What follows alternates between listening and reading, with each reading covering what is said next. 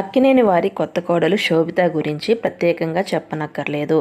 ఈమె ఒకప్పటి మోడల్ మరియు బాలీవుడ్ నటి అయినప్పటికీ కొన్ని తెలుగు, తమిళ మూవీస్లో కూడా నటించి మెప్పించారు.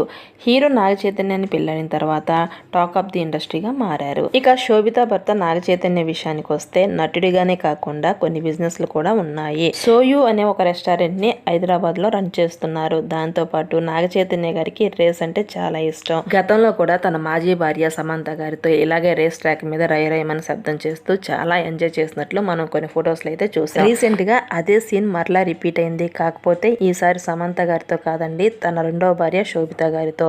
తాజాగా తన కొత్త భార్య శోభితని తీసుకొని చెన్నైలోని రేస్ సర్క్యూట్ కి వెళ్లారు నాగచైతన్య గారు.